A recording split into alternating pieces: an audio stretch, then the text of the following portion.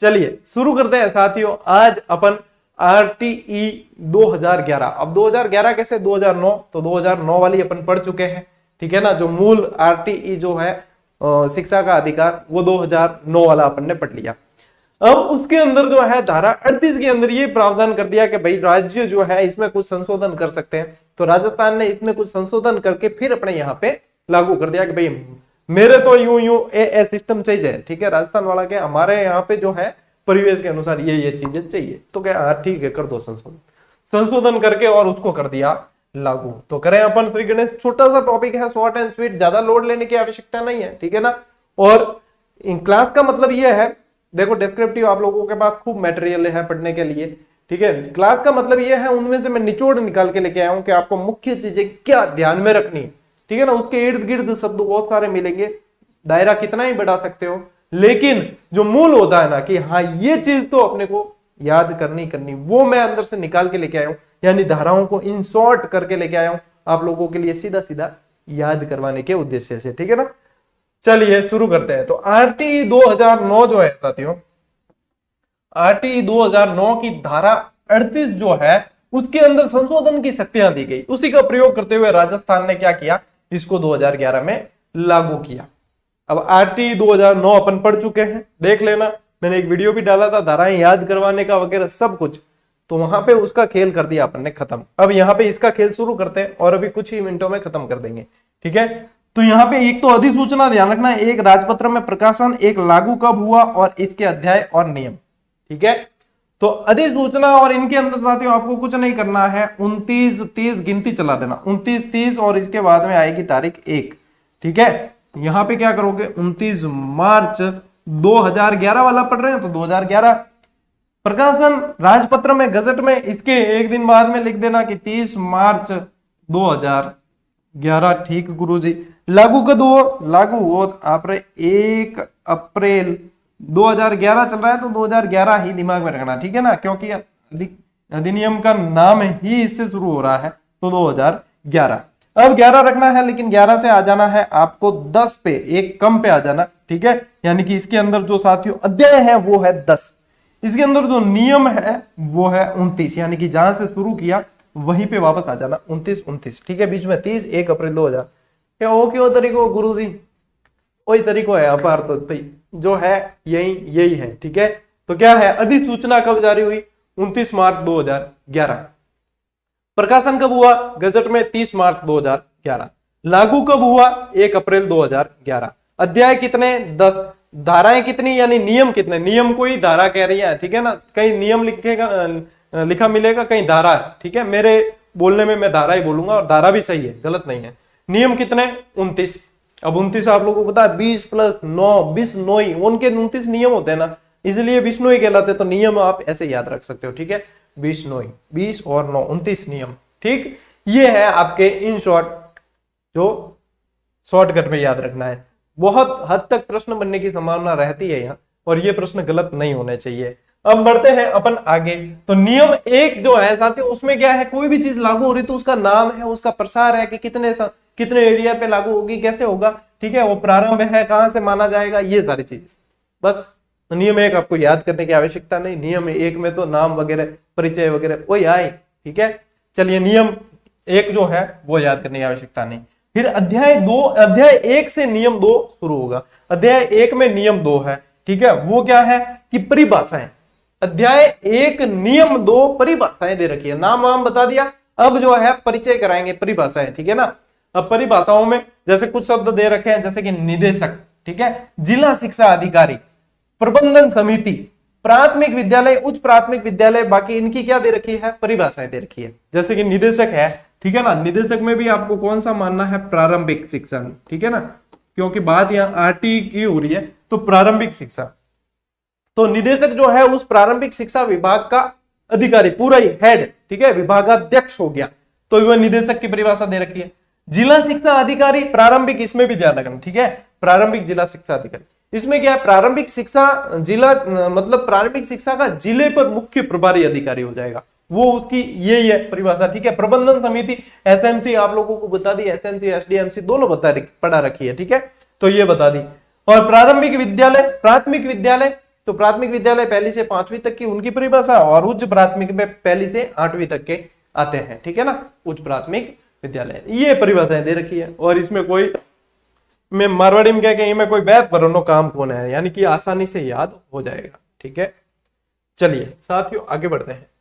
अध्याय 2 नियम 3 से 5, 2 3 का 5, 5 3 का 2, ठीक। अध्याय 2 3 से 5, तो नियम धाराएं आ गई आपके 3 से 5। अब धारा 3 क्या कहती है? धारा 3 है कि विद्यालय प्रबंधन समिति की संरचना और कृत्य। एसएमसी की संरचना और कृत्य, एसएमसी अक्षर कितना है? 3, कितना अक्षर है? 3। धारा कौन सी? 3। टंटो खत्म, ठीक। आगे बढ़ते हैं, संरचना और कृत्य। धारा 4 में क्या है कि विद्यालय प्रबंधन समिति की कार्यकारी समिति, कार्यकारी में अक्षर कितना है? 4। धारा कौन सी है? 4। अब कार्यकारी लिखा है, ठीक है, कार्यकारिणी मैंने नहीं लिखा, वो भी लिखोगे तो भी सही होगा याद करवाने के हिसाब से। अब कार्यकारिणी समिति आपको बताई थी, ठीक है ना, साधारण सभा बताई थी, कार्यकारिणी समिति बताई थी। जो 16 सदस्यीय वो समिति है वो कार्यकारिणी सदस्य है, समिति है, तो उसके बारे में यहाँ पे उल्लेख है, ठीक है। ये इन शॉर्ट है ये साथियों। अब इसके इर्द गिर्द बहुत सारे शब्द मिलेंगे, ठीक है। मेन जो चीज है, जो क्योंकि धाराएं भी पूछते हैं ना, तो गहराई से प्रश्न है। ये पूछ रहे कि राजस्थान, ये जो निःशुल्क बाल शिक्षा अधिकार 2011 है राजस्थान के संदर्भ में, इसकी धारा 4 में क्या? अब ये भी स्तरीय प्रश्न है, ठीक है ना, तो ये स्तरीय प्रश्न है। अब आपको इतना याद रह जाता है कि एसएमसी की कार्यकारी समिति के बारे में सर ने बताया था, तो भी आप बहुत अच्छी पोजीशन में हो। मैं लेवल एग्जाम का जो होता है उसको लेकर चलूंगा, ठीक है ना। मैं ऐसे नहीं करूंगा कि आप तैयारी 3rd ग्रेड की कर रहे हो और मैं आपको स्कूल लेक्चरर के लेवल का पढ़ाऊं, मैं आपको कॉलेज लेक्चरर के लेवल का पढ़ाऊं, ये नहीं होगा। जिन्हें ये लगे कि क्या पता लेवल अप डाउन जो भी है, तो देखो मैं तो लेवल से ही चलता हूं, जो लेवल है। जिन्हें ये लगे तो वो अपने स्तर पे जो है इसको बढ़ा सकता है, घटा सकता है, वो मैं कुछ भी नहीं कर सकता हूं, ठीक है ना। मेरे हिसाब से जो सही है वो है। फिर आपको ये याद हो जाए, इसके बाद में आप गहरे गोते लगाओ भले, लेकिन पहले लगाने से मतलब नहीं है। धारा 5 विद्यालय विकास योजना, ठीक है। धारा 5 क्या कहती है? अब एसएमसी काम हो गया। धारा 5 ये कहती है कि विद्यालय विकास योजना बनाई जाएगी एसएमसी द्वारा, ठीक है ना। अब विद्यालय विकास योजना जो है साथियों, वो 3 वर्ष ये योजना बनेगी, और उसमें भी 3 वार्षिक उप योजनाएं होगी।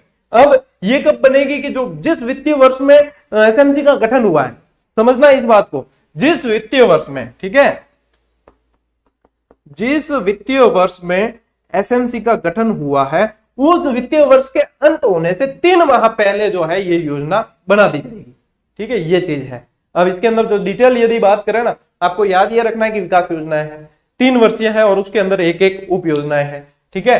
अब जिस वित्तीय वर्ष में गठन हुआ है उसके 3 माह पहले तक ये योजना बन जानी चाहिए, और 3 वार्षिक योजनाएं, बस इतना याद रख लेना।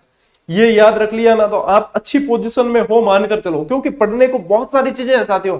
सिर्फ एक यही टॉपिक नहीं है जिसमें आपको गहरे गोते लगाने हैं, बहुत सारी चीजें, सारा याद रखना पड़ेगा।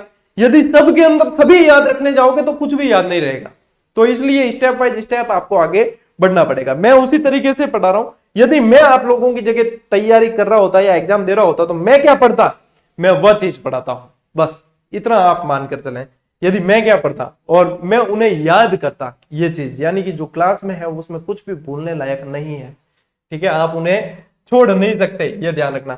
अध्याय 3 3 दूनी 6, धारा 6, और अध्याय 4 के अंदर 7 से 9, इसको थोड़ा सा सेपरेट कर देना, ये ठीक है ना। ये आपको ये देखो, ये है अध्याय 4 में 7 से 9 है, और अध्याय 3 में 3 दूनी 6 है। धारा 6 ये कहती है साथियों कि छात्रों के लिए विशेष प्रशिक्षण या ब्रिज कोर्स का प्रावधान, कि जिस बालक का एडमिशन जो है आयु के अनुरूप जैसे करते हैं ना, तो वहां पे जो है छात्र पिछड़ना नहीं चाहिए, इसके लिए जो है इनके लिए ब्रिज कोर्स या ऐसा कोई प्रावधान किया जाएगा उनको वापस उससे कनेक्ट करने के लिए। तो ये कहती है आपके धारा 6। धारा 7 ये है साथियों के आसपास का क्षेत्र या सीमाएं जहां विद्यालय स्थापित किया जाना है। अब ये वही चीज है, दूरी, स्थान, स्थिति वगैरह देखकर, ठीक है। 1 से 5 तक जो है 1 से 1.5 किलोमीटर में विद्यालय होना चाहिए, और 6 से 8 वाला यानी कि यूपीएस जो है वो 2 से 2.5 किलोमीटर के अंतर्गत होना चाहिए, पैदल दूरी तय की जा सके, वो वाली चीज है। तो यहाँ पे धारा 7 के अंदर यही है, आसपास का क्षेत्र देखकर विद्यालय स्थापित किया जाना है। ये प्रावधान किसमें है? धारा 7 के अंदर है, ठीक है। धारा 8 क्या है साथियों? राज्य सरकार वह स्थानीय प्राधिकार के दायित्व है। अब यहां पे राज्य सरकार लिखा है मैंने, यहां पे है ना, यहां पे समुचित सरकार भी लिख सकते थे, ठीक है ना, समुचित सरकार भी लिख सकते थे। समुचित सरकार का मतलब राज्य सरकार या केंद्र सरकार से होता है, लेकिन यहां पे जो राज्य सरकार ही मैंने लिखा है उसका कारण है कि ये राजस्थान के संदर्भ में पढ़ रहे हैं अपन, है ना, ये अलग से संशोधन करके लागू किया गया है, तो यहाँ पे राज्य सरकार पढ़ेंगे। ठीक, राज्य सरकार और स्थानीय प्राधिकार में बता दिया आपको कि स्थानीय प्राधिकार में जो स्थानीय स्वशासन वाली समिति होती है चीजें, जैसे कि आपके पंचायतें हैं, नगर पालिकाएं हैं, वो इनके दायित्व का उल्लेख है किसमें, 8 के ठाट में। धारा 9 ये कहते हैं कि स्थानीय प्राधिकारी द्वारा बालकों के अभिलेखों का रखा जाना, ठीक है, बालकों के अभिलेखों का रखा जाने का मतलब यह है कि बालक के आयु संबंधी प्रमाण ये रखा जाना, ये इसके अंतर्गत आ जाएगा। धारा 9 के अंतर्गत स्थानीय प्राधिकार द्वारा बालकों के जो है ये मतलब आयु से संबंधित इसके अंदर आता है, ठीक है ना, तो बालकों के अभिलेखों का रखा जाना वो आ जाएगा आपके धारा 9 के अंदर। देखो ज्यादा लोड लेने की आवश्यकता नहीं है, बिल्कुल आसानी से इजी वे में, है ना, इतना याद हो जाए तो फिर आप भले चाहे जितना दायरा बढ़ा दो, कहीं कोई समस्या आने वाली नहीं है।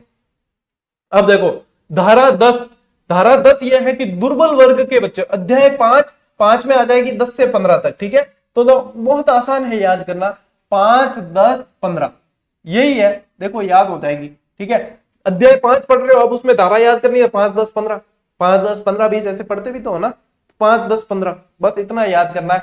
और धारा 10 अब देखते हैं अपन, धारा 10 यह है साथियों दुर्बल वर्ग से मतलब है कि गरीबी रेखा से नीचे जीवन यापन करने वाले उन बच्चों को 25% सीटों पर प्रवेश दिया जाएगा। निजी शिक्षण संस्थाएं जो है उनके अंदर रिजर्व रहेगी 25% सीटें उनके लिए, और ये आरटी 2009 में मैं आपको पूरा समझा चुका हूं, ठीक है।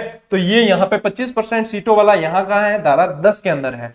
धारा 11 के अंदर है कि राज्य सरकार द्वारा प्रति बालक व्यय की प्रतिपूर्ति, ठीक है, किसके द्वारा, राज्य सरकार द्वारा प्रति बालक, यानी कि आप देखो सरकारी स्कूल में फीस वगैरह लेते नहीं है, लेकिन वहां से जो है उनके ऊपर जितना वहन जैसे व्यय आ रहा है उनकी प्रतिपूर्ति का दायित्व किसका होगा, राज्य सरकार का होगा, ये कहती है धारा 11।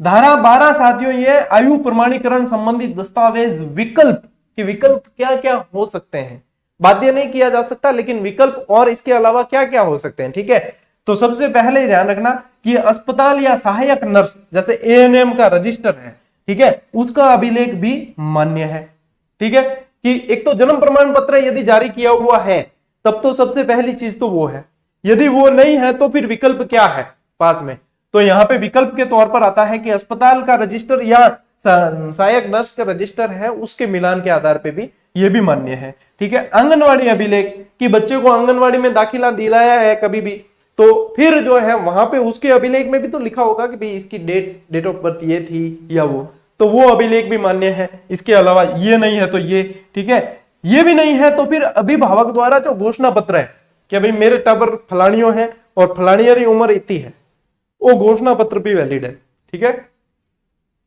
सबसे पहले यदि जन्म प्रमाण पत्र है तो बेस्ट, नहीं है तो अस्पताल या सहायक नर्स का रजिस्टर, एएनएम का रजिस्टर है वो भी वैलिड है। आंगनवाड़ी अभिलेख, ठीक है। अभिभावक द्वारा घोषणा पत्र कि अभिभावक कहते हैं फलानी की उम्र इतनी है, मार साहब माननी पड़ेगा, मार साहब के बाबूजी सर आंखों पर, तो ठीक है अभिभावक का घोषणा पत्र, बस इसके अलावा ज्यादा क्या चाहिए, हो गया। धारा 13 ये कहती है साथियों कि प्रवेश के लिए विस्तारित अवधि जो है 6 माह है। अब जैसे 30 सितंबर आपको बताई थी प्रवेश के लिए, लेकिन विस्तारित अवधि इसमें 6 माह का प्रावधान बताया, और मान लो कि फलानिये का एडमिशन जो है वो 6 माह के भी बाद हो रहा है, ठीक है, फलानिये का 6 माह के बाद हो रहा है तब, तो फिर उसको जो है उसके कोर्स को पूरा करवाने के लिए अलग से वो ब्रिज कोर्स टाइप का वो करवाना पड़ेगा, ठीक है ना, उसको वापस उस लेवल पे लाने की जिम्मेदारी भी निर्वहन करनी पड़ेगी, ये चीज है। तो विस्तारित अवधि क्या है, 6 माह है, ठीक है।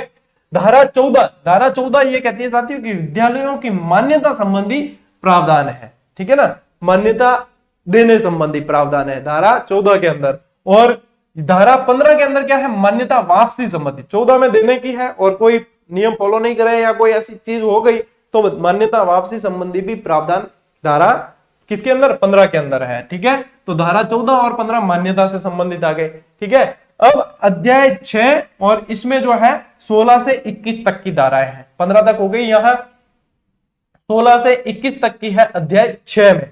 अब देखो ये बिल्कुल स्मार्ट है साथियों, ये मतलब ये समझ सकते हो आप कि ये ट्रिक्स ही है सारी की सारी। आपको इसके इर्द गिर्द बहुत सारी सामग्री मिलेगी, चाहे कोई भी किताब है, चाहे मेरी किताब भी यदि आप देखोगे ना गाइड में, तो इसके अंदर पूरी डिटेल मिलेगी, क्योंकि किताब फिर जो डेस्क्रिप्टिव होती है वो पूरी डिटेल के लिए होती है, तो ये मिलेगी। लेकिन ये जो है ये नोट्स मेकिंग पैटर्न है कि हमें नोट्स यदि हम बनाते तो हम क्या नोट्स बनाते हैं, हमें क्या चीज उसमें से मुख्य निकाल कर याद करनी है, वो ये क्लास है। ठीक है ना, तो कोई भी ये ना समझे कि सर क्या इतना ही आएगा, क्या हमें और पढ़ना है, या ऐसे कोई कमेंट आते हैं कई बार। ठीक है ना, वहां पे वो आपको समझना है, क्यों मैं पढ़ाता हूं आपको नोट्स मेकिंग पैटर्न पे पूरा का पूरा, कि एग्जाम की दृष्टि से जो बिल्कुल इंपॉर्टेंट है कि एग्जाम में सीधे सीधे बनता है वो ये। अब समझने के लिए जो है वो दायरा आप अपने हिसाब से बढ़ा सकते हो। तो ये है पूरे के पूरे निचोड़ है। धारा 16, धारा 16 कहती है विद्यालय संबंधी न्यूनतम अर्हता। अब न्यूनतम अर्हता यानी कि न्यूनतम उसके लिए पास में ये योग्यता होनी चाहिए। ठीक है, क्या कहती, कौन सी धारा है, धारा 16। याद कैसे रखोगे, देखो 16 वर्ष की बाली उम्र को सलाम, ए प्यार तेरी प्यारी नजर को सलाम, यानी बॉलीवुड के अनुसार प्रेम प्रसंग की न्यूनतम आयु 16 वर्ष है। अब पर कोई कह कौन रिया, ठीक है ध्यान पड़ियो, कल को कोई लपड़ो होगो तो क्या गुरु जी कहो 16 वर्ष की उम्र, कोई कौन है बॉलीवुड के अनुसार, बॉलीवुड थाने कोई मान्यता है कौन, बॉलीवुड के अनुसार 16 वर्ष की उम्र जो है वो प्रेम प्रसंग के लिए उचित मानी गई है। तो यहाँ पे 16 से अपन को क्या ध्यान रखना है, उल्टी जगह दिमाग नहीं चलाना है, दिमाग ये चलाना है कि 16 के अंदर सर ने किस लिए बताया कि न्यूनतम अर्हता बताई है, इसलिए कि न्यूनतम इतनी उम्र, ये याद करवाने का तरीका है, याद करवाने के हिसाब से बताइए। और यदि 16 नहीं है, न्यूनतम 17 है, तो देखो 17 के अंदर क्या है, न्यूनतम अर्हता शिथिलीकरण, उसके अंदर थोड़ा सा शिथिलीकरण, क्या 17 है, चलो शिथिलीकरण है, आप 17 में शिथिलीकरण आ गया। भाई 18 है, धारा 18 न्यूनतम अर्हता को अर्जित किया जाना, यदि नहीं है तो अर्जित किया जाना है। 18 के बाद में मतलब क्या मिल जाएगा, ग्रीन कार्ड, ठीक है, वोट देने का अधिकार, यानी 18 में तो पूरा फिर आपको अर्जित करना ही, ठीक है ना। ये प्रावधान किसमें है, आपके धारा 18 के अंदर। काम खत्म, 16, 17, 18 विद्यालयों की ये अर्हता से संबंधित हो गई। ठीक है, धारा 19, धारा 19 है साथियों अध्यापकों के वेतन भत्ते सेवा संबंधी प्रावधान। ठीक है, इनमें क्या है, वेतन भत्ते, ये वैसे भी बहुत दिखते हैं, सभी सबको दिखते हैं ये। ठीक है, मारसा गुरुजी गणा हुआ है, ठीक है, अरे मारसा घना कमावे, मारसा घना कमावे, मारसा घना कमावे, पर मारसा बनन खातिर पापड़ की बेलिया सब मुश्किल नौकरी आज की तारीख में कोई है ना जिसको हासिल करना वो मास्टर की है। कंपटीशन कितना, 12 लाख फॉर्म आए थे रीट पात्रता में, 6 लाख पास हुए, उसमें भी फिल्टर लगा है, अभी तो 1 फिल्टर पास हुआ है, अब दूसरे फिल्टर में और छनना पड़ेगा। मतलब देख लो उसमें 4-4 बार एग्जाम आके खिसक जाते हैं, वो सब चीजें इतनी कठिनाई के बाद में, और उसके बाद भी लगने के बाद मैं जहां तक देख रहा हूं नई पीढ़ी जितनी भी लगी है बड़े शिद्दत से बड़े तबीयत से पढ़ाते हैं बहुत। सिर्फ एक जो वहां पे कमी रहती है वो है कि गैर शैक्षणिक कार्य बहुत ज्यादा आते हैं, तो वहां पे क्या होता है कि पढ़ाई डिस्टर्ब होती है, सीधी सी बात है, गैर शैक्षणिक कार्यों से पढ़ाई डिस्टर्ब होती है। लेकिन ये मजबूरी है कि यदि इसके लिए कोई अलग से कार्मिक की व्यवस्था की जाए ना, कोई ऐसा पद सर्जित करके, तो पढ़ाई का स्तर निश्चित रूप से सुधरेगा, क्योंकि नई पीढ़ी खुद मेहनत करके आती है, उन्हें पता है कि हम कितनी मेहनत करके लगे, तो हम पढ़ाएंगे, और उनके अंदर मतलब पढ़ाने के लिए खून उबाल मारता है कि हम इनको पढ़ाएंगे, इस तरीके से याद कराएंगे, लेकिन उन्हें मौका तो मिले, ये चीजें हैं। ठीक है, तो ये चीजें दिखे भाई, की कर सका, दिखे आवे, बिल्कुल आवे।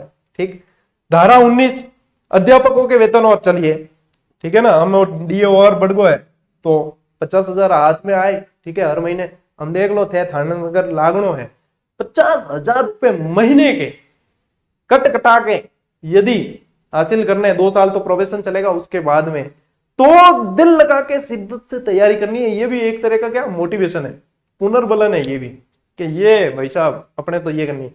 नहीं कल एक जनो कहो था ध्यान है कल लाइव क्लास में कि गुरुजी थे पुस्तक रो प्रचार करो, बिल्कुल जब उस पुस्तक को लिखने के लिए कितनी मेहनत की है, तो बिल्कुल करेंगे, और करें किसकी, प्रचार किसी दूसरे का थोड़ी कर रहे हैं। मैंने लिखी मेरी पुस्तक विद्यार्थियों को बता रहा हूँ, बस हम कोई दूसरे थोड़ी बताओगे प्रचार, कोई पैया थोड़ी ला प्रचार करना। तो ये है चीजें, तो यहाँ पे तो ये ऐसे ही चलता है साथियों, ये सारी चीजें बालक कह रहा है, बालक कर दिया है। चलिए आगे बढ़ते हैं। धारा 20 अध्यापकों के कृत्य, ठीक है, कर्तव्य। अध्यापकों के क्या क्या कर्तव्य होने चाहिए। सैलरी की बात आ गई, भैया आप सैलरी इतनी लेते हो तो आपके कर्तव्य क्या क्या है वो भी बताएं। अगली धारा में तुरंत बताया, भाई इन्हें पहला वाले में बताया कि आपने वेतन भत्ता वगैरह इतना होगी। अब आपका कर्तव्य क्या है, आपका कर्तव्य ये है, ठीक है ना। अब इसके अंदर सारे कर्तव्य है, लेकिन आपको याद क्या रखना है कि इसके इस धारा के अंदर आपके क्या है, कर्तव्य है। धारा 21 के अंदर छात्र शिक्षक अनुपात है। धारा 21 में क्या है, छात्र शिक्षक अनुपात, ठीक है ना। यहां पे आ गया छात्र शिक्षक। अब पहली से 5वीं और छठी से 8वीं और ये आरटी में अपन ने देखा है। अब आते हैं अध्याय 7 पे। अब 7 देखो, 7 में क्या है, धारा 22 और 23 है। धारा 22 में शैक्षणिक प्राधिकारी द्वारा पाठ्यचर्या निर्माण संबंधी, यहाँ पे ध्यान देने लायक शब्द है ये, ठीक है ना। अब ये शैक्षणिक प्राधिकारी वगैरह याद नहीं रहे तो भी टेंशन की बात नहीं है, आपको याद रखना है कि 22 में क्या है, पाठ्यचर्या निर्माण संबंधी प्रावधान। ये चीज मेन ध्यान रखनी है। अब उसे एनसीईआरटी बनाती है, उसे कौन बनाती है, ये चीजें हो गई डिटेल, ठीक है, डिटेल। लेकिन डिटेल की तरफ तब बढ़ोगे जब आपके पास में आपको पहले ये याद होगा कि धारा 22 में है क्या वो याद आएगा, तब आगे बढ़ोगे। तो धारा 22 में याद रखना है पाठ्यचर्या निर्माण संबंधी, ठीक है। धारा 23 के अंदर क्या है, प्रारंभिक शिक्षा पूर्णता का प्रमाण पत्र 1 माह के भीतर के, भाई एग्जाम हुआ उसके 1 माह के भीतर संस्था प्रदान द्वारा जारी करना। अब प्रारंभिक शिक्षा पूर्णता का आपके दिमाग में ये चीज आएगी कि सर प्रमाण पत्र तो जो है वो तो आगे से विभाग के द्वारा आता है, आजकल तो ऑनलाइन वाला सिस्टम हो गया, तो संस्था प्रदान कैसे जारी करेगा, साइन किसके होंगे, प्रिंट निकाल के संस्था प्रदान को उसे सत्यापित करके साइन करके देने पड़ते हैं। तो यानी कि वो जारी फिर कौन करेगा, उस विद्यालय का संस्था प्रदान उसे जारी करेगा, प्रधानाध्यापक जारी करेगा। तो धारा 23 के अंतर्गत यह है। अध्याय 8 और अध्याय 8 में है 24 और 25। धारा 24 है साथियों की अध्यापकों की शिकायत निवारण, ठीक है। अध्यापकों की कोई शिकायत है उसका निवारण यहां पे धारा 24 के अंदर, और अभिभावकों की कोई शिकायत है तो उसका निवारण जो है वो धारा 25 के अंदर है, ठीक है ना। अभिभावकों की कोई शिकायत है तो अभिभावकों की शिकायत सबसे पहले किसके पास आएगी, एसएमसी के पास आएगी। यदि एसएमसी उसे नहीं सुलझा पाती है तो एसएमसी के परिवार चले जाएंगे फिर सीबीओ के पास, सीबीओ से फिर जाते हैं जिला शिक्षा अधिकारी के पास। तो ये जो है अभिभावकों की शिकायतों से संबंधित है। धारा 24 अध्यापकों की शिकायतों से संबंधित है। अध्याय 9, ठीक है, अध्याय 9 में साथियों धारा 26 से 28 तक है, ठीक है। धारा 26 है कि इसमें क्या है, राज्य बाल अधिकार संरक्षण, अपने सलाहकार आयोग वगैरह ये सारी चीजें हैं अब इसमें। तो राज्य बाल अधिकार संरक्षण आयोग के कृत्यों का निर्वहन ये है धारा 26 के अंदर। धारा 27 के अंदर है साथियों राज्य बाल अधिकार संरक्षण आयोग के समक्ष परिवाद प्रस्तुत करना। यदि कोई शिकायत है, परिवाद प्रस्तुत करना और उसका तरीका है, वो किसके अंदर है, परिवाद प्रस्तुत किस तरीके से करना है वो किसके अंदर है, वो पूरी नियमावली है आपके धारा 27 के अंदर। यहाँ पे क्या है, इस आयोग के कृत्यों का निर्वहन, कि ये कैसे कृत्यों का निर्वहन करेगा उसके बारे में प्रावधान। यहाँ पे कि परिवाद को प्रस्तुत कैसे करना है इसके बारे में प्रावधान। धारा 28 में क्या है, राज्य सलाहकार परिषद का गठन और कृत्य, यानी कि राज्य सलाहकार परिषद का कार्य क्या है, सलाह देना है। तो यहाँ पे वो सलाह देने के उसके जो कार्य है वो बताए गए धारा 28 के अंदर। और धारा 29 के अंदर साथियों है नियमों संबंधी शंकाओं का निवारण करना। यदि नियमों से संबंधित कोई शंकाएं हैं तो उनका जो है सॉल्यूशन करना, वापस से उनका क्या करना, निवारण करना, ये है आपके इसके अंदर। अब मैं एक बार आपको है ना, एक विद्यार्थी का कमेंट आया था कि सर लास्ट में जो है रिकॉल कर दिया करें। मैं चाहे जवाब दे पाऊं किसी के कमेंट के या नहीं दे पाऊं, लेकिन मैं जितना मुझे समय मिल जाता है मैं कमेंट पढ़ने की कोशिश करता हूं कि विद्यार्थियों की और क्या इसमें कहीं प्रॉब्लम आ रही है, ठीक है। अब देखो जो कंफ्यूजन के शिकार हैं उनका कुछ नहीं किया जा सकता, क्योंकि मतलब बाजार में किताबें इतनी है, मैटर इतना है कि यहाँ पे ये आ गया वहां पे वो आ गया, तो कंफ्यूजन तो सिर्फ आपका आप खुद ही दूर कर सकते हो। मेरे अनुसार जो सही है वो मैंने पढ़ा दिया, किसी और के अनुसार, क्योंकि इतिहासकारों में भी मतभेद होता है, कई सारे सोर्सेज में मतभेद होता है, तो कंफ्यूजन जो 2% मैटर पे कंफ्यूजन रहता है वो दूर कोई नहीं कर सकता, वो तो आपका आप ही कर सकते हो, ठीक है। तो वहां पे तो कोई बताने की आवश्यकता ही नहीं है। अब कोई क्या धारा सर 39 है, मेरे पढ़ी है 38, तो मैंने 38 बताई। अब यदि कोई आपके 39 ध्यान में तो आप 39 मान लो, आप जिससे संतुष्ट हो वो मानो ना। मैंने 38 पढ़ी है, मैंने तो कई प्रश्न एग्जाम में बने, उनमें 38 मानी है और उसी को आधार मान के मैं चलता हूं, ठीक है ना। और मैंने 39 पढ़ी नहीं, मैं 39 पढ़ाऊंगा नहीं, ये वाली बातें हैं। तो यहाँ पे अब जो है रिकॉल अपन करते हैं कि अपन ने शुरू किया 2011, ठीक है, अधिनियम आरटीई की धारा 38 के अनुसार संशोधन का जो प्रावधान दिया उसके अनुसार ये पूरा एक्ट लागू किया गया। अब इसमें जो अधिसूचना है वो 29, प्रकाशन 30 और 1 अप्रैल, इस तरीके से याद किया अपन ने। अधिसूचना 29 मार्च 2011, प्रकाशन 30 मार्च और 1 अप्रैल। अध्याय 10 नियम 29, बिश्नोई से मैंने आपको नियम याद करवा दिए, 20 + 9 29, ठीक है। नियम 1 में सिर्फ नाम प्रसार वगैरह ये परिचय मतलब आ गया। नियम 2 में क्या आई, परिभाषाएं आई, निदेशक की आई, जिला शिक्षा अधिकारी की आई, ठीक है ना, प्राथमिक स्कूल, उच्च प्राथमिक। देखो कितना मतलब याद आपको ऑटोमेटिक हो रहा है, मेरे करने का कुछ काम ही नहीं है, अपने आप हो रहा है, ठीक है। करते हो तुम कन्हैया, मेरा नाम हो रहा है, सब आपकी कृपा से मेरा काम हो रहा है। धारा 3 विद्यालय प्रबंधन समिति, 3 यानी कि SMC, देखो 1 2 3, 3 अक्षर यानी SMC आपको याद करवाई, संरचना और कृत्य। 4 अक्षर में आपको 1 2 3 4 कार्यकारी समिति याद करवाई। 5 धारा 5 में विद्यालय विकास योजना बनानी है जो 3 वर्षीय बनेगी और उसमें एक एक उप योजना। चलिए धारा 6 में आपको याद करवाया कि छात्रों के लिए विशेष प्रशिक्षण या ब्रिज कोर्स की आवश्यकता, जिसे कोई बाद में आया है तो उसे आयु के अनुसार एडमिशन दिया, उसे बीच वापस लेवल में लाने के लिए। धारा 7 में साथियों आसपास का क्षेत्र और सीमाएं देखकर विद्यालय स्थापित करने की प्रावधान है। धारा 8 में जो है समुचित सरकार या राज्य सरकार और स्थानीय प्राधिकार के दायित्व बताए गए। धारा 9 में स्थानीय प्राधिकारी द्वारा बालक के अभिलेखों का संधारण, ठीक है, अभिलेखों का रखा जाना, ये बताया है। आते हैं तीसरी स्लाइड पर। तीसरी स्लाइड में क्या चीज आई है, अपने अध्याय 5, 5, 10, 15 इस तरीके से आपको याद रखना है धाराएं। धारा 10 में जो है 25% जो दुर्बल वर्ग है उनको आरटी के तहत जैसे एडमिशन देते हैं निजी स्कूल में, वो चीज है। धारा 11 में क्या है, राज्य सरकार द्वारा बालक के व्यय संबंधी चीजें हैं। धारा 12 में क्या है, आयु प्रमाणीकरण संबंधी दस्तावेज है और उनमें भी सबसे पहले तो आपको बता दिया कि भाई जन्म प्रमाण पत्र है तो ठीक है, नहीं तो हॉस्पिटल को रजिस्टर, ANM को रजिस्टर, या बस आंगनबाड़ी अभिलेख, या बस किम भी कौन है तो फलानी रे फादर है, फलानी रे पापा है, लिखे अंदर ज्ञान फलानी रे उम्र है। चलिए धारा 13 के अंदर साथियों 6 माह जो है विस्तारित अवधि है और इसके बाद में कोई आता है तो उसे लेवल पे लाने का काम किया जाएगा। धारा 14 के अंदर क्या है, मान्यता है, देने का प्रावधान, 15 में लेने का, ठीक है, 14 15 लेन देन है, ठीक है, पहले देने का है फिर लेने का है। धारा 6 में 16 से 21 तक है और बॉलीवुड के अनुसार न्यूनतम उम्र प्रेम प्रसंग की आपको बताइए, न्यूनतम अर्हता जो है वो 16 वर्ष है, यानी कि 16 में आपको न्यूनतम अर्हता याद रखनी है विद्यालय संबंधी, 17 में थोड़ा सा शिथिलीकरण है और 18 में तो भाई आपको हासिल करनी है। 19 के अंदर अध्यापकों के वेतन भत्ते जो सबको दिखते हैं, ठीक है, अब वेतन भत्ते दिखे हैं तो फिर बाद में आपके आ गया धारा 20 के अंदर वेतन भत्ते दिखे तो क्या कर्तव्य बता दिए। 21 में आपको छात्र शिक्षक अनुपात बता दिया। अध्याय आ गया 7, धारा 22 से 23। धारा 22 ये कहती है कि शैक्षणिक प्राधिकार की पाठ्यचर्या, यानी कि 22 के अंदर आपको याद रखना है पाठ्यचर्या। 23 के अंदर आपको याद रखना है कि जो प्रमाण पत्र है एग्जाम दे दिया उसके बाद 1 माह के भीतर जो है संस्था प्रदान जारी करेगी। 8 के अंदर क्या है, शिकायतें हैं। अध्याय 8 के अंदर क्या है, शिकायतें हैं। अब धारा 24 और 25 पहले में अध्यापकों की फिर अभिभावकों की शिकायतें। अध्याय 9 के अंदर क्या है, 26 से 28 तक है, ठीक है। 26 में क्या है, राज्य बाल अधिकार संरक्षण आयोग के कृत्य है, कृत्यों का निर्वहन। और 27 के अंदर है यदि कोई परिवाद प्रस्तुत करते हैं तो उसका तरीका। धारा 28 के अंदर है राज्य सलाहकार परिषद के गठन और कृत्य दोनों। और 29 के अंदर है नियमों में कोई शंका हो निवारण हो गया। चलिए साथियों, आज का जो टॉपिक है अपना वो है राजस्थान के मान्यता प्राप्त निजी विद्यालयों में निःशुल्क प्रवेश, यानी कि आरटीई के तहत जो प्रवेश दिए जाते हैं, ठीक है। आरटीई के तहत अपन ने पढ़े हैं 2009 अपने जो है अधिनियम 2009 के अंतर्गत भी पढ़ा और राजस्थान के संदर्भ में अधिनियम अपने 2011 के अंतर्गत भी पढ़ा।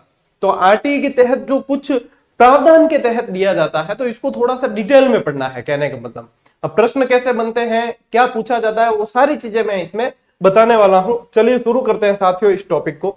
आरटीई 2009 के अंतर्गत साथियों यदि देखा जाए, अपन तुलनात्मक चल रहे हैं, ठीक है, कि आरटीई 2009 निःशुल्क एवं बाल शिक्षा का अधिकार 2009 के तहत यदि पूछे तो वो भारत के संदर्भ में हो जाता है। 2009 के तहत पूछे तो धारा 12 क और उसमें भी ग के अंतर्गत ये प्रावधान है कि आरटीई के तहत 25% बालकों को निःशुल्क अपने क्या करना है, एडमिशन देना है, प्रवेश देना है निःशुल्क। किसमें? निजी संस्थाओं में। और वो कौन से होते हैं? दुर्बल बालक, अभावग्रस्त बालक, असुविधाग्रस्त बालक, वो होते हैं सारे। ठीक है, तो ये एक तो मोस्ट इंपॉर्टेंट प्रश्न है वो ये यहीं से आएगा। ठीक है ना, आपके कि ये पूछ सकते हैं कि आरटी 2009 के तहत किसके अंतर्गत जो है, किस धारा के अंतर्गत निःशुल्क प्रवेश की बात है। तो 12 के और ग, ठीक है, 12 एक और ग, ये ध्यान रखना। ठीक, यदि यही चीज 2011 के संदर्भ में यानी कि राजस्थान के संदर्भ में पूछे कि राजस्थान में देखो आरटी की धारा 38 के उसको काम में लेकर कुछ संशोधन करके इसको लागू किया गया, तो ये 2011 के नाम से जाना गया। तो यहां पे जो है साथियों, यहां पे यदि पूछते हैं आपको तो कुछ भी नहीं करना, 11 से 1 कम कर लेना और 10 याद रखना। ठीक है, यहाँ पे क्या करना है, 10 याद रखना है, नियम 10 के तहत। और यहाँ पे है ना आरटी 2009 जब मैंने पढ़ाया था आपको बताया था कि 12 दूना 24 नहीं, अपने करना है 25, ये बताया था। और इस तरीके से आपको याद हो रहा है। और यहाँ पे क्या करना है, यहाँ पे 11 से 1 कम करना है तो 10। तो मोस्ट जो संभावना रहेगी प्रश्न बनने की वो यहां से ज्यादा रहेगी। या तो राजस्थान के संदर्भ में धारा पूछ सकते हैं या ये पूछ सकते हैं। अब जो एडमिशन जो होते हैं वो कितने प्रतिशत सीटों पर होते हैं? 25%। ये सामान्य प्रश्न है, ये सभी के सही होगा यदि बनता है तो, ठीक है ना। लेकिन ये गलत करने वाले सीधे पिछड़ेंगे। तो ये 25% तो आपको कहीं कोई इसके बारे में डाउट रखना ही नहीं है। ठीक है, फिर बात करते हैं कि जो निःशुल्क प्रवेश होंगे तो बालकों के जो शिक्षा पर जो खर्च होता है उसका जो है वहन कौन करेगा, जो व्यय होता है उसका वहन कौन करेगा? फीस पुनर्भरण। तो ये अपन ने जब 2011 वाला अधिनियम पढ़ा उसके अंदर बहुत अच्छी तरीके से पढ़ा है। तो ये जो फीस पुनर्भरण है साथियों, यदि इसके अंदर बात करें आरटी 2009 में तो धारा 12(2) के अंदर इसका प्रावधान है कि सरकार द्वारा ये वहन किया जाएगा। ठीक है, किसके द्वारा? और सरकार में भी यदि पूछे राज्य सरकार द्वारा। ठीक है ना, राज्य सरकार द्वारा ये वहन किया जाता है। और 11 के अंदर जो है नियम 11 के अंदर ही ये इसका उल्लेख है। तो 2000 राजस्थान के संदर्भ में नियम 11 के अंदर है कि इसे वहन कौन करेगी? सरकार करेगी। और यहाँ पे अपने जो है 2009 वाली है आरटी 2009, उसमें 12(2) के अंतर्गत ये है। तो ये कुल मिला के ये जो स्लाइड है ना, ये दिख रहा सिंपल है, ये जो है मैं निचोड़ निकाल के लाया हूं आप लोगों के लिए, जो प्रश्न सीधे बनते हैं। ये दिख रहा सिंपल है लेकिन ये बहुत ज्यादा इंपॉर्टेंट है। ठीक है ना, ये पूरी स्लाइड बहुत ज्यादा इंपॉर्टेंट है। तो इसमें अपन ने क्या समझा है कि सबसे पहले प्रवेश जो देंगे 25% वो किसके अंतर्गत देंगे? तो 2009 के धारा आरटी 2009 के अंतर्गत धारा 12(1) में, और 2011 में 1 कम करके 10 याद रखना है। 25% सीटों पे एडमिशन देना है। व्यय जो होगा वो उसका पुनर्भरण राज्य सरकार करेगी। इसमें 12(2) कहते हैं और इसमें 11 के अंतर्गत ये प्रावधान है। ठीक है, कहीं कोई समस्या है क्या? कहीं भी नहीं होगी। अब थोड़ा सा आपको याद ही करना होगा, बाकी क्या है निचोड़ तो निकाल के आ गया है। अब देखो प्रवेश सत्र, यानी कि ये इसके अंतर्गत जो 25% ये सीटें हैं, इस पे प्रवेश कब से शुरू किए गए? 2012-13 से शुरू किए गए। ठीक है ना, एक एक चीज मैं सीधा निकाल के दे रहा हूं आपको, सीधी याद ही करनी कि ये सारी चीजें पढ़ ली। इसके बाद में फिर प्रश्न बनता है कि प्रवेश कब से दिए गए। भाई अपन जब पढ़ते थे, जैसे अपने एडमिशन मेरा पहली में हुआ होगा तब नहीं था ये प्रावधान। ठीक है ना, बाद में धीरे धीरे होती है ये, क्यों आरटी तब लागू नहीं हुआ तो प्रावधान कहां से होगा। तो फिर ये जो है 2012-13 के अंदर शुरू किया गया। अब इसमें क्या है, ये मतलब बहुत ज्यादा इसके अंदर मतलब श्रम साध्य है, यानी कि बहुत सारे कार्य होते हैं इसके अंतर्गत। अब इतने कार्य हैं तो वो सारे कैसे किया जाए, तो इसको ऑनलाइन करने की सोची कि ये जो है प्रवेश फॉर्म है वो भी ऑनलाइन भर जाए और ऑनलाइन ही सारी सूचना आ जाए। स्कूल वाले भी ऑनलाइन एक साइट पे चढ़ा दे, पोर्टल पे, वहां से देख ले, फिर लॉटरी सिस्टम से चयन हो जाए, फिर जो आपके जैसे प्रक्रिया होती है ना उस तरीके से, तो काफी आसानी हो जाएगी।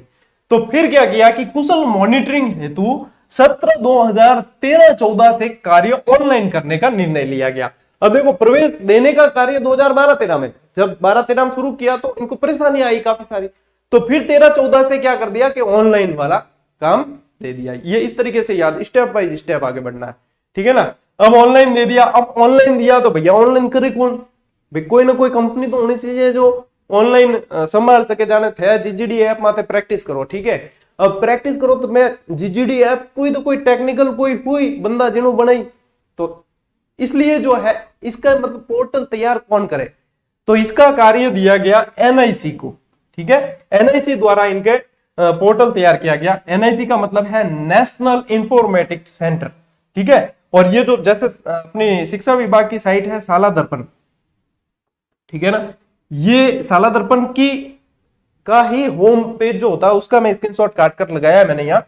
तो एनआईसी की यहाँ पे आप फुल फॉर्म भी देख सकते हो, नेशनल इंफॉर्मेटिक सेंटर, याद कर लेना, अच्छी चीज है। और शाला दर्पण की जो मतलब साइट बनी हुई है, जो पोर्टल बना हुआ है, वो भी एनआईसी के द्वारा ही संचालित है, ठीक है ना, ये पूरी इंफॉर्मेशन इसकी है। तो यहाँ ये स्लाइड अब मतलब दिख रहे बिल्कुल कम है कि ये क्या है, ये तो आसानी से याद हो जाएगी चीजें, लेकिन ये जो है एक निचोड़ निकाल कर लाया हुआ है, तो इसे हल्के में मत लेना। ऐसी क्लासेस आप, हालांकि मेरे कहने का काम नहीं, आप कंपेयर करके देखते हो, ये है कि पेड कोर्स कई लोगों ने ले रखे हैं लेकिन वो पढ़ रहे हैं यहां से, तो मतलब एक वो चलन होता है, एक वो भेड़ चाल सी हो जाती है कि क्या पता यहां से कोई कमी नहीं रह जाए, क्या पता गौरव सर कहीं कमी रख दे, कि वो पैसे लेकर पढ़ा रहे हैं तो वो कमी नहीं रखेंगे, वो पूरा पूरा देंगे।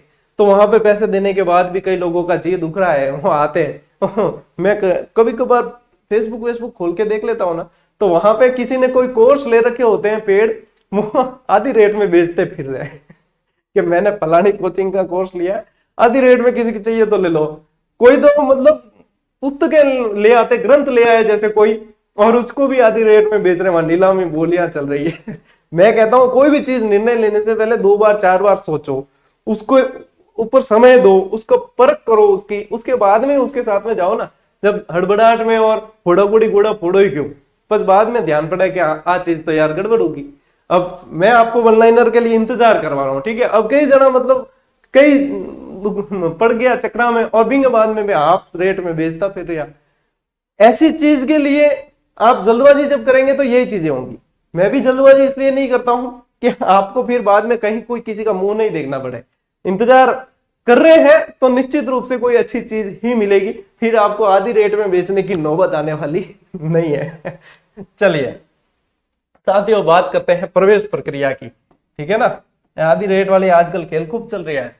प्रवेश प्रक्रिया कैसे होगी, देखो प्रवेश जो है एंट्री लेवल कक्षा पर होगी। अब एंट्री लेवल में मान लो कोई स्कूल नर्सरी हुआ है, तो क्या नर्सरी में प्रवेश दे कि नहीं होगा, नर्सरी में भी नहीं है, कोई यूकेजी एलकेजी में भी प्रवेश नहीं होगा एंट्री लेवल पे, लेकिन प्रवेश पहली कक्षा में ही दिया जाएगा। आरटीई के तहत नर्सरी में आप चाहो कि 25% में एडमिशन हो तो नहीं होगा, एंट्री लेवल पे होगा, लेकिन कक्षा प्रथम में ही होगा, और 25% सीटों पर दुर्बल वर्ग और बालकों की निःशुल्क प्रवेश है। अब देखना समझना अब कि कक्षा 1 में ही आरटीई द्वारा प्रवेश की बाध्यता है, ये मोस्ट इंपॉर्टेंट है कि कक्षा पहली के अंदर ही आरटीई के तहत एडमिशन होगा।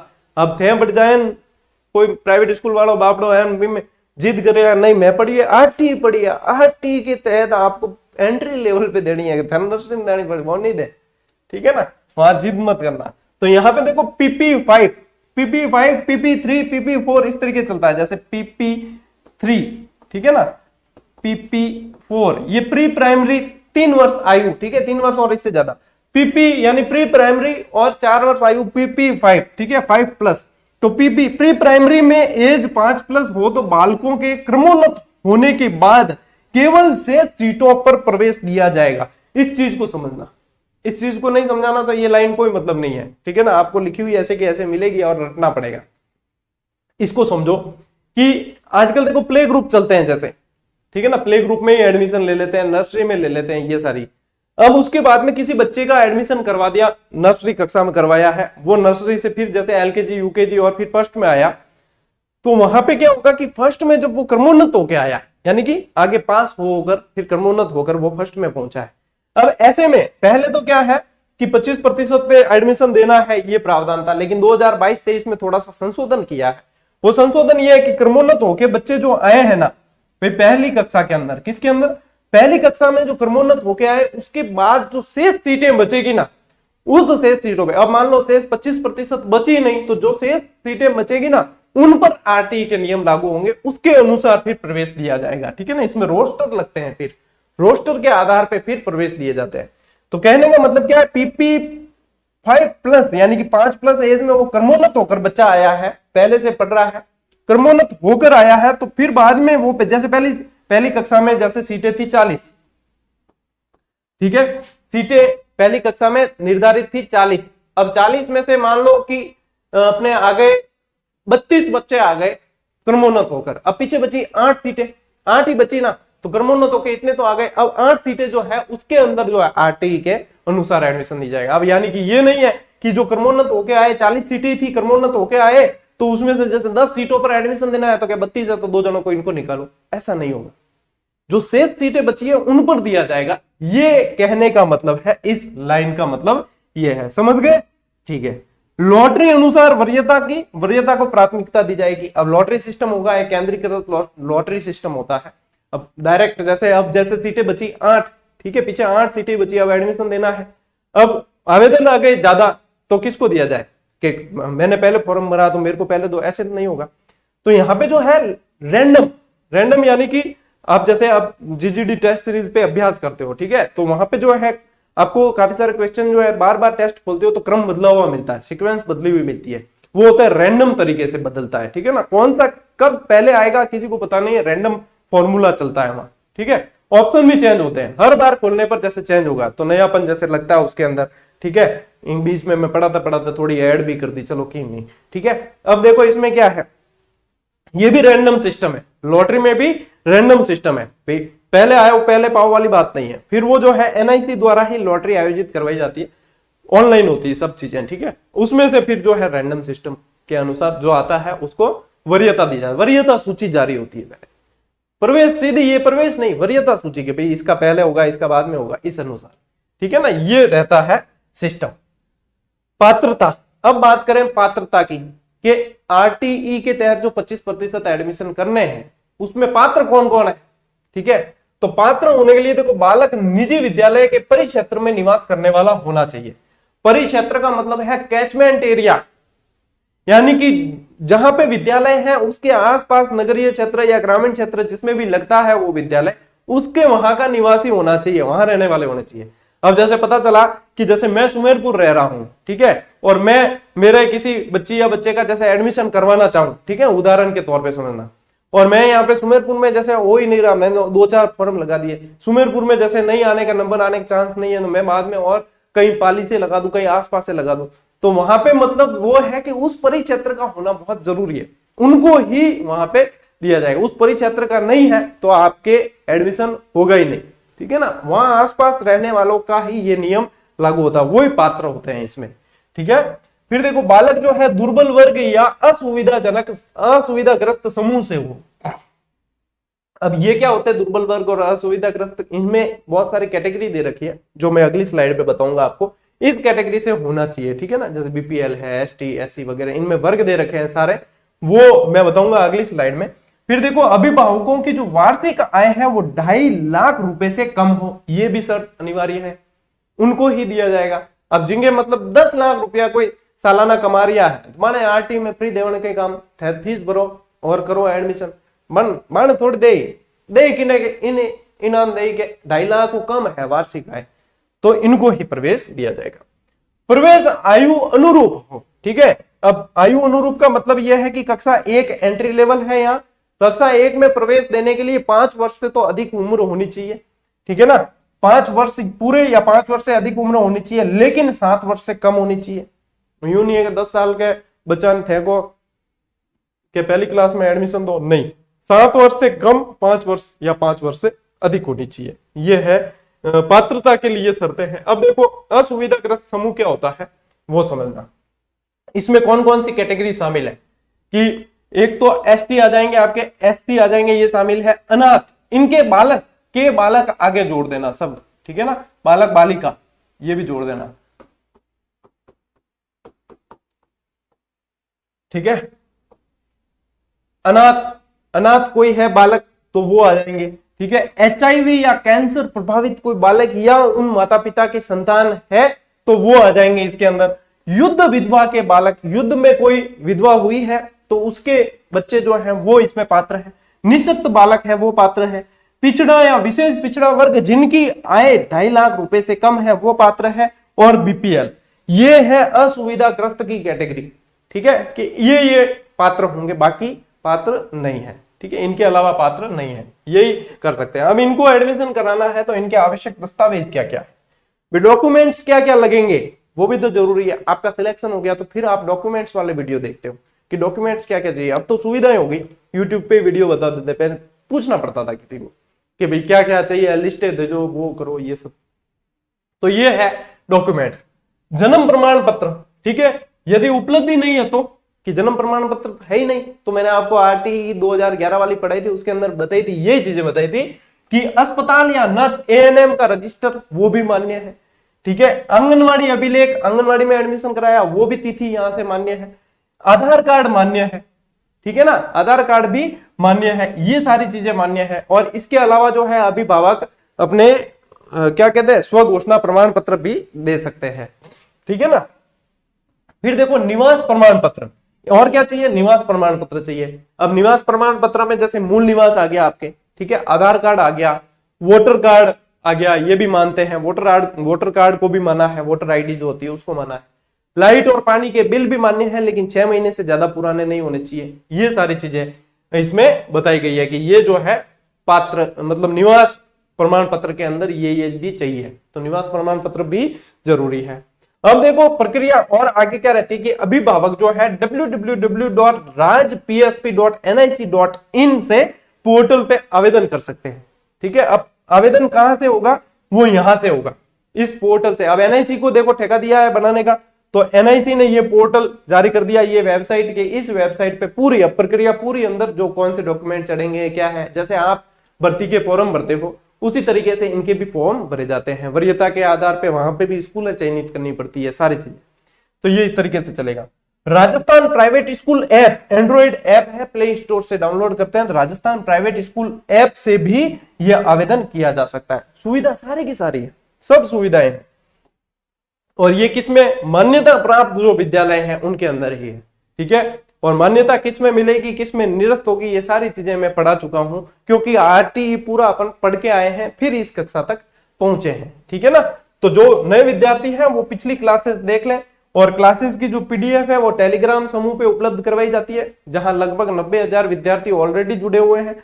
और ये पीडीएफ जो है लगभग आपको रात के समय मिलती है हर क्लास की। और उसके अलावा भी आप सिर्फ पीडीएफ के भरोसे नहीं रहे, क्योंकि कंटेंट तो भरा पड़ा है चारों तरफ, आपको समझना जरूरी है, याद रखना जरूरी है। तो क्लास देखें, उसके बाद में आप नोट्स बनाने के लिए उन पीडीएफ का उपयोग कर सकते हैं, क्योंकि मुझे जो है बार बार आपको स्क्रीनशॉट लेने का जो समय देना होता है सॉरी, वो याद नहीं आता कि स्क्रीनशॉट लेना है, फ्लो में निकल जाता है, याद ही नहीं आता, ठीक है ना। अब देखो प्रक्रिया में विभिन्न और ध्यान दिए जाने वाली बातें इन शॉर्ट में आपको बता रहा हूं, क्योंकि अपन नोट्स मेकिंग पैटर्न पे चल रहे हैं। मैं पूरी चीजें वो ऐसे नहीं बताऊंगा आपको, क्योंकि अपने समय बचाना है और समय बचाकर संपूर्णता की ओर बढ़ना है, ठीक है ना। चलिए, और ध्यान देने लायक बातें क्या है कि चयन जो है केंद्रीकृत लॉटरी प्रक्रिया के जरिए एनआईसी द्वारा होगा, ठीक है, एनआईसी करेगा। अब एनआईसी पोर्टल उनके द्वारा संचालित है, तो वो इसको संचालित करवाएंगे, ठीक है ना, राज्य सरकार के निर्देशों पर। तो उनके द्वारा होगा केंद्रीकृत लॉटरी प्रक्रिया द्वारा, एक निश्चित प्रक्रिया द्वारा। ये प्रवेश सूची, ये प्रवेश है तो केवल वरीयता सूची होगी, ठीक है ना। ये जो लॉटरी के बाद में जो सूची देगा वो सिर्फ वरीयता सूची होगी, कि वरीयता क्रमांक के अनुसार सूची होगी, वो फाइनल एडमिशन लिस्ट नहीं है, तो इसको भी ध्यान में रखना है। प्रवेश रोस्टर प्रक्रिया के आधार पर होगा, जैसे आपके भी जैसे भर्तियों में रोस्टर लगता है, उसी तरीके से यहाँ पे भी रोस्टर प्रक्रिया के आधार पर होगा कि भाई इतनी सीटें निर्धारित है, उसमें से इतनी सीटों पर देना है। अब जैसे 40 का मानक फिक्स कर दिया, ठीक है, 40 के मानक के अनुसार नहीं है, कम ही है, सीटें कम है, तो उसमें से फिर जो है डिवाइड करके 25% इनकी, और ऐसे इस तरीके से रोस्टर लगता है, ठीक है ना। अब जितनी सीटें पीछे बची उस तरीके से रोस्टर लग के फिर वहां पे दिया जाता है। तो आपको ये मुख्य जो बातें याद रखनी है वो चीजें ये है, प्रश्न जो बनते हैं वो यहां से बनते हैं, ठीक है। आरटी परिवेदनाएं, यदि कोई परिवेदना है, जैसे कि किसी ने फर्जी एडमिशन का कोशिश कर दी और फर्जी डॉक्यूमेंट बना के और किसी के ध्यान में आता है, तो वो परिवेदना कहां पेश की जाए और परिवेदनाओं का निस्तारण कैसे होगा, उसकी बात है कि परिवेदनाओं का निस्तारण सीबीओ या जिला शिक्षा अधिकारी कार्यालयों पर गठित 3 सदस्यीय कमेटी द्वारा किया जाएगा। एक 3 सदस्यीय कमेटी गठित होगी, उनके द्वारा ये इन परिवेदनाओं का निस्तारण किया जाएगा। और इन कमेटी में कौन होगा, देखो जिला शिक्षा अधिकारी, अतिरिक्त जिला शिक्षा अधिकारी और आरटीई प्रभारी। अब जैसे प्रभार किसी को दिया हुआ है, जैसे सहायक कनिष्ठ को दिया हुआ है या कोई भी, तो वो आरटीई प्रभारी और ये बाकी दो शामिल होंगे, ये चीजें इसके अंदर आएगी। ये परिवेदनाओं का क्या करेंगे, निस्तारण करेंगे। ठीक है, इंपॉर्टेंट चीज जो समझनी है, यदि किसी विद्यालय में एंट्री कक्षा के अंदर, एंट्री लेवल की जो कक्षा है उसमें एक भी नॉन आरटीई प्रवेश नहीं है, अब नॉन आरटीई से तो जो 25% देने वो है, नॉन आरटीई का मतलब है कि एक भी एडमिशन दूसरा हुआ ही नहीं। ठीक है, आरटीई के अलावा कोई एडमिशन नहीं हुआ है, नहीं होता है, तो उस विद्यालय में आरटीई प्रवेश नहीं लिया जा सकेगा। क्यों? क्योंकि आरटीई के नियम ये कहते हैं कि जितने कुल सीटें हैं ना उनकी 25% सीटों पर एडमिशन देने हैं, लेकिन दूसरी जो एडमिशन हुए ही नहीं है तो वो 25% कैसे हुए, फिर वो तो जो पैसे पूरे 100% हो जाएंगे, जितने आरटीई के तहत ही एडमिशन हुए हैं वो 100% हो जाएंगे। तो जहां पे एक भी एडमिशन नहीं हुआ है वहां नॉन आरटीई, तो वहां पर प्रवेश नहीं लिया जा सकेगा। ये इंपॉर्टेंट है, और ये कूट मिलान वाले जो प्रश्न आते हैं उनके अंदर आने की पूरी संभावना मुझे लगती है। ठीक है ना, इनको हल्के में मत लेना, बहुत बढ़िया टॉपिक है और प्रश्न बहुत बढ़िया बनते हैं, और जिस तरीके से बनते हैं उस तरीके से मैंने आपको सारी चीजें बताई है इसके अंदर।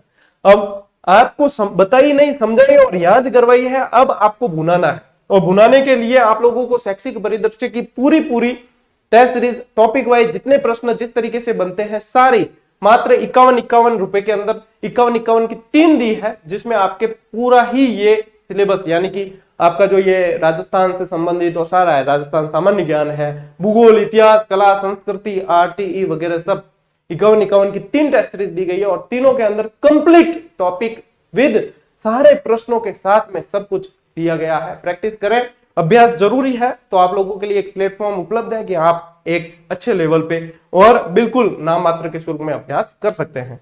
तो जीजीडी ऐप पर है, ये बता दूं, प्ले स्टोर से डाउनलोड करके आप अभ्यास कर सकते हो। ठीक है ना, तो ये टॉपिक जैसे पढ़ते हो उसके बाद में अभ्यास जरूर कर लेना चाहिए, ये कहने का उद्देश्य है। जिला शिक्षा अधिकारी सत्यापन दलों को का भी गठन करेंगे। ठीक है ना, अब जिला शिक्षा अधिकारी जो है इनका भौतिक सत्यापन भी होगा। अब जैसे वहां पे डॉक्यूमेंट लगा दिए कई अभिभावकों ने सारे, तो उसके बाद में जो है इनका जैसे आयु संबंधी प्रमाण पत्र है, ठीक है, अब आयु संबंधी प्रमाण पत्र में विकल्प दिए हैं, लेकिन वो जब भौतिक सत्यापन होगा ना उससे पहले जन्म प्रमाण पत्र बनवा लेना जरूरी है, ये भी एक प्रावधान है। तो भौतिक सत्यापन के लिए सत्यापन टीमें भी गठित होगी। एक तो ये सत्यापन टीमें साधारण सत्यापन टीमें होगी, ठीक है, जो उनके परिक्षेत्र के उनका सत्यापन करेगी, जिसमें जो एक तो होता है मुख्य मेन राजपत्रित अधिकारी गजेटेड ऑफिसर होता है, और एक व्याख्याता, और उनको शामिल कर लेते हैं। ठीक है ना, व्याख्याता है या उनके अनुसार उसमें शामिल करते हैं। एक होते हैं विशेष सत्यापन दल। विशेष सत्यापन दल क्या होते हैं, सैंपल चेकिंग करते हैं। क्या करते हैं, सैंपल चेकिंग के रैंडम कोई भी स्कूल उठाते हैं। अब जैसे कोई भी अधिकारी जैसे विद्यालय में आ गया तो वो कोई चीज चेक करनी है, बच्चों का होमवर्क चेक करना है या कोई भी करना है, ठीक है, तो वहां पे क्या होगा, हर एक बच्चे की नहीं की जाती है कि वो बैठ कर दो है पूरे 6 घंटे चेक करे, ऐसा नहीं होगा। वो सैंपल चेकिंग करेंगे, किसी भी बच्चे की ले ली 2-4 की, और फिर देखेंगे कि हाँ वो, तो ये सैंपल चेकिंग भी जो है विशेष सत्यापन दल भी गठित होते हैं, जो सैंपल चेकिंग करते हैं, जो जिला शिक्षा अधिकारी के वहां से गठित होते हैं। ठीक है, तो ये चीजें हैं साथियों आपके आती है मान्यता प्राप्त विद्यालयों में निजी प्रवेश से संबंधित जो भी मुख्य जितनी चीजें हैं जहां से प्रश्न बनते हैं। ठीक है ना, वैसे तो अब यदि आप डॉक्यूमेंट इनके डाउनलोड करो साइट से तो आपके डॉक्यूमेंट पूरे 100 पेज के भी मिल जाएंगे। ठीक है, लेकिन वो जो इंपॉर्टेंट चीजें यानी जो एग्जाम की दृष्टि से जरूरी है, एग्जाम में प्रश्न जिस अकॉर्डिंग बनते हैं, वो सारी चीजें मैंने क्लास में देने की कोशिश की है। अब देखो, ज्ञान का दायरा, ज्ञान अनंत है, जितना दायरा बढ़ाना चाहो बढ़ाना है, लेकिन ये चीजें कंठस्थ होनी चाहिए और ये चीजें आपको पिछड़ने नहीं देगी, क्योंकि आप इसको करने के बाद में किसी से भी जो कहीं कोई जैसे कोई कोचिंग में कर रहा है या आपका कोई विश्वास है कि वो बहुत अच्छी तैयारी कर रहा है, उससे डिस्कस करके उससे पूछ कर देखे कि आपका लेवल वास्तव में सही है या नहीं है। और मैं विश्वास के साथ कह सकता हूं कि आप अपने आप को उससे बेहतर पाओगे जब ये चीजें पढ़ो। क्यों, ज्यादा भ्रम में माया जाल में फंसने की आवश्यकता नहीं है, यहाँ पे स्मार्ट स्टडी की आवश्यकता है। जो इसे समझते हैं वो अच्छी तरीके से समझ पाएंगे, और ये चीजें जब कवर हो जाती है ना, बहुत अच्छी पोजीशन में आप हो, उसके बाद में आप दायरा बढ़ाने की सोच सकते हो। जब तक यही याद नहीं है, आप समझ जाओ कि आपको इससे आगे दायरा नहीं बढ़ाना है, ये चीजें याद हो गई, फिर आप दायरा बढ़ाने की सोचो कि इतना मुझे बिल्कुल कंठस्थ है, मैं बिल्कुल बहुत अच्छी पोजीशन में आ चुका हूं या आ चुकी हूं, उसके बाद में आप जितना मर्जी उतना दायरा बढ़ा दीजिए, कोई मना करने वाला नहीं है। लेकिन ये अनिवार्य है। ठीक है ना, ये जरूर कर लेना, प्रश्न बहुत बनेंगे। चलिए साथियों, मिलते हैं अगली क्लास में, अगले वीडियो में। तब तक के लिए राम राम, जय हिंद।